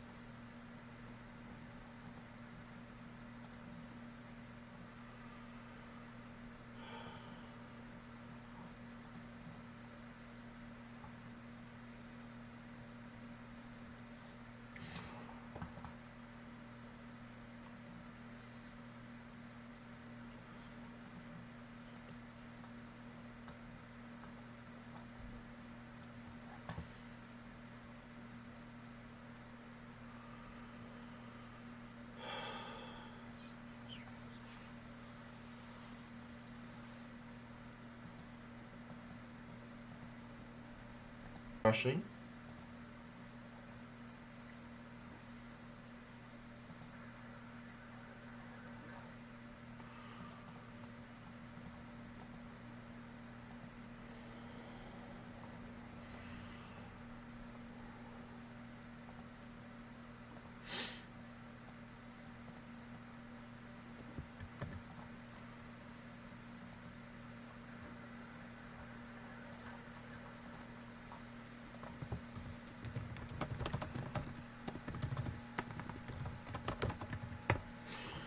Okay, so it's fine, guys. I closed the trading view, so we should all good. So anyways, let's continue here. Sorry, I'm just catching up on what you guys are saying. Target for silver. I kind of mentioned that a few times, right, my friend? I'm looking for a target here. Did you take any entry today? Nope, just silver live right now. I did close down a few positions like I update everyone in my Telegram. These are the losses I took from the recap video, right? So there is no new positions. Yep. I could not hear answer my question. Yeah, what was your question? I'm looking at TradingView right now just to confirm what you were saying. Okay, yeah. So wheat, right? So I was saying I don't know how much you caught from what I said about wheat. I mentioned about if this is a situation where you felt it's getting tagged out, then in reality, then you might want to open a bigger stop loss, right? Don't enter when it's a smaller, like if you enter a smaller entry, try to consider what's going on the higher time frame as well, so um, you don't get stuck out in these situations, right? Because overall, commodities, they're a little bit more volatile, right? Because you can see the swing highs and lows a little bit bigger, right? You can see price swing high and low, swing high and low to move, right? So in this case, if you're looking for a sell, then in reality, open a bigger stop loss, right? In that case, right? So that you don't get tagged out here. Um, that was what I was saying. If you missed that part, I mentioned just open a bigger stop loss. It's kind of like silver here. Now people are like, oh, why didn't you enter at this a smaller entry? Well, smaller entry leads to easy get tagged out, right? So I don't mind entering a bigger position, something like this, like a bigger stop loss. I'm fine with that, right? Because my overall target is higher, or like the second target is higher. I just want to be able to hold through a push if that's going to happen. And I don't want to get choked out of the price, especially because the worst that can happen is, let's say you enter a position, you got tagged out and then just to see the price drops, and that creates a lot of emotion once again, right? So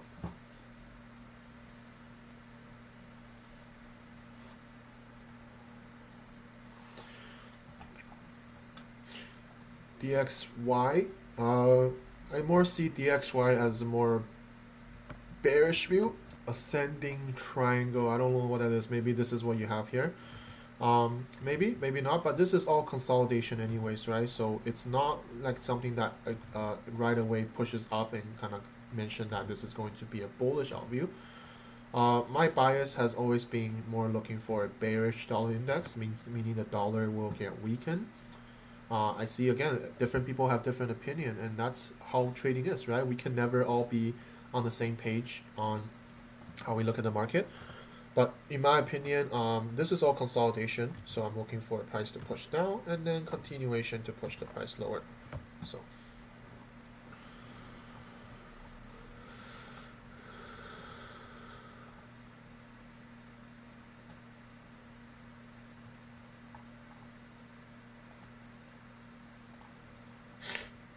All right. Any other question, guys? Any other question from me? I'm happy to answer any question you may have.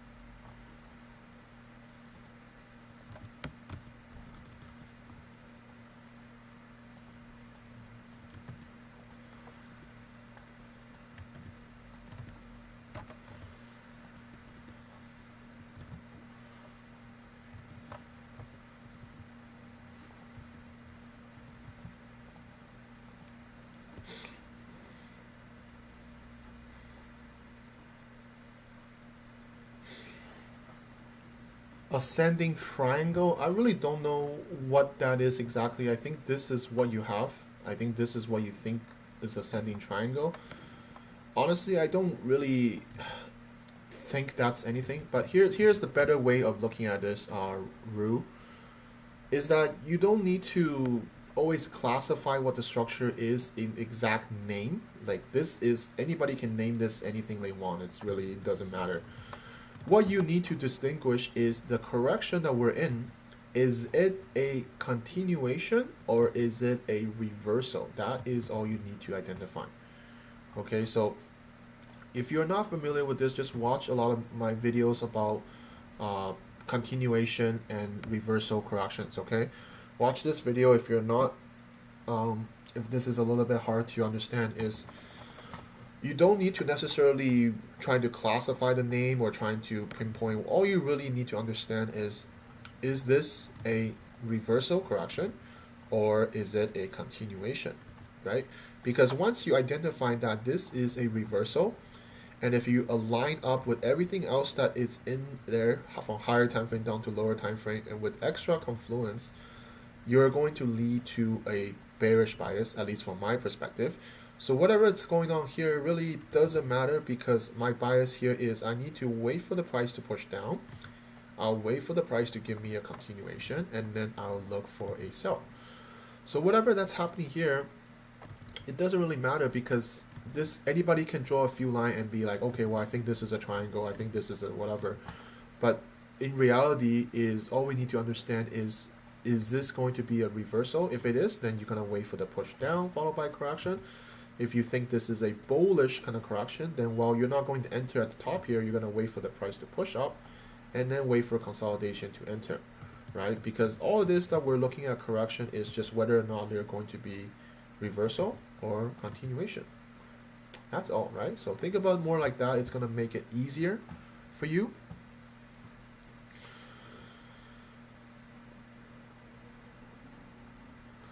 How to avoid emotion after entering a trade. I always talk about this in my trading plan. I guess I can share this quickly here.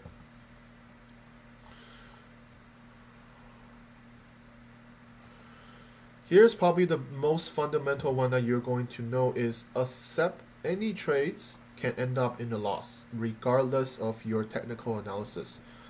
Any entry that you enter, any trades you enter, just right away tell yourself that it can go to a loss. Doesn't matter what you think your strategy, your analysis, your method, or whatever. Just accept the fact that any trade you enter can end up in a loss, and that is how it is.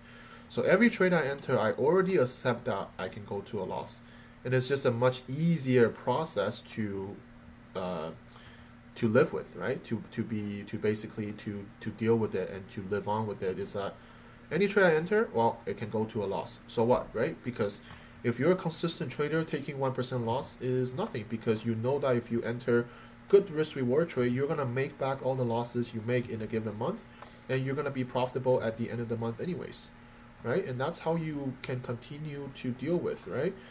If you don't have good risk reward, if you don't have proper, psychology in place, then yeah, I can see why you get a little bit emotion, or traders in general get emotion, because they haven't reached consistency yet. If you reach consistency, then really taking a loss is just like any other day, right? Taking a loss is going to happen. It's bound to happen. It will happen. It's how you manage it, right? Do you keep your stop loss when it hits your stop loss, or do you remove it? Do you keep a good, healthy risk reward, 3 to 1 or more, or do you tend to exit trade prematurely? When the price just hit a little bit of profit, you exit in case the trade reverses. All that factor in why we get emotion when we enter a trade. But if you can remove all those factors that I just mentioned, if you can make sure that you have stop loss, you honor your stop loss, you have good risk management, you have good trading psychology, then at the end of the day, taking losses is fine, right? You won't be emotional after entering a trade. Think about it, is that if you get emotion entering a trade now, whatever your account size is this the same example I'm going to use again? Let's say you have account size A, whatever that money is. If you're going to get emotional now, imagine you're going to have account size B when it's 100,000 now, right? If you cannot control your emotion when you have account size A, then you're not going to be controlling your emotion when you have account size B, right? So you got to think about this, is that your ultimate goal is to be a profitable trader, right? So you need to understand that is the aspect you need to live with, right? So yes, we're all human beings. You're gonna get emotion. We're gonna get emotional when the trade is losing or when you take losses. That's bound to happen, but you just have to look out of the picture, right? It's like what I say is that you take a few losses in this month, sure, and then you look at your previous month and you'll be like, okay, well, my previous month or the previous quarter, and you're doing well, and it's fine, right? Because something like this is fine to live with and to live by, right? You take a few losses, even if you take a losing month, look about your quarterly result, look at your overall yearly result. Do they get better? Is it just a little bit of a drawdown before you continue? If it is, then so what, right? It's fine to take losses, guys. Don't think of it as you can only be winning trades, right? Don't let social media confuses you what trading is. Social media, typical guru, show their trades non-stop profit, blah, blah, blah on their MT4. 95% are fake anyways, right? They're just using demo account, or they're just photoshopping their result. It's all fabricated, right? So, don't believe those stuff, right? Consistent professional traders will tell you taking losses is part of the game, right? So don't be emotional when you're in the trade, because if you decide to be in the trade, well, accept the trade that you can be in a loss, right? And then the next one you need to do is control your emotional response on the outcome of the trade, regardless if you win or lose, right? If you're going to, the outcome of the trade is not something you can control. Think about it, right? How the price is going to move is not something you can control. You can't just be like, I hope this is going to go up, and it will go up. It's never going to work that way, right? So don't let that confuses you, right? Control your emotional response on the outcome of the trade. That is something that you need to work on, and you need to live with, and you need to agree with, right? Because if you want to choose trading as your actual career, if you want to choose trading as a passive income that you want to do, then that is the aspect you need to work on yourself, right? Do some meditation, do some exercising, understanding losses are going to happen, right? As long as you keep good risk reward, good management, then this is going to just be a page in your chapter in your book, right? It's just today, this week, you have a few losses, and this month you are still a profitable trader. So what if this week you have a few losses, right? So I hope that kind of makes sense. I hope that explains kind of what I'm trying to say. But hopefully that helps you or any other people who are listening to this. Everybody take losses, guys. I take losses all the time back in the day as well, right? I just learned to control my losses. See, this is my last month. There's a bunch of losses, but I keep my losses, making sure my losses are always kept at 1%. You notice that? I never risk more than 1%. I never move my stop loss. I never do anything to jeopardize my losses or losing.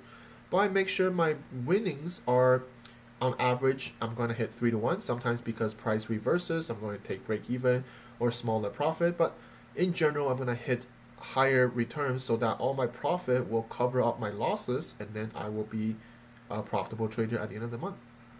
Okay, so think about more in this term, right? Taking losses is fine, guys.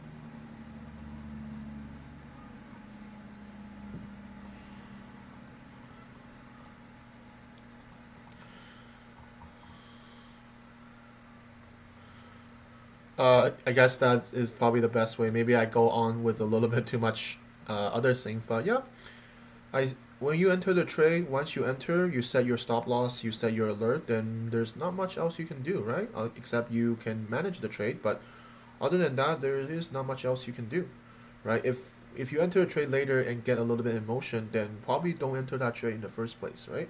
So. Alright guys, any other question guys before I wrap it up? Any other last minute question? I've been on for almost 2 hours, so I'm going to wrap it up very soon. Just see if there's any other questions that you guys may have. Happy to answer some more.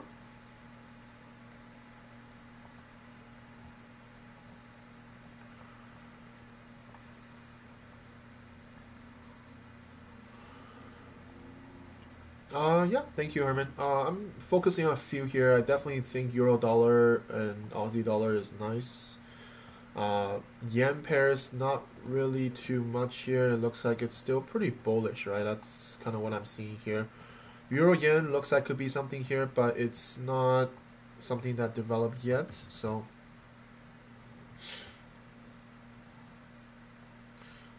hey, you're welcome, guys. Nice to see you all. German 30, I went over that earlier, I think. Yeah, I went over this earlier, beta version. You mentioned buy, right? I do kind of see the buy as well after the price breaks down from this ascending structure. It looks like there is a inverse head and shoulder, right? Because this really didn't develop anything bearish-like. It looks like almost a reversal-like price action. So I think that's what it is. So I do think the buy here does make sense, but just kind of waiting for price to break through this neckline and continue after. You're welcome, guys. Thank you very much, and hope to see you guys all next week. I will do the recap video on the weekend, and I will see you guys all on the next week market outlook on Monday New York session. And I'll try to see if I can squeeze in a educational video this week as well. Okay. So any other question, you're welcome to message me on Telegram or any other platforms. And see you all next time, guys.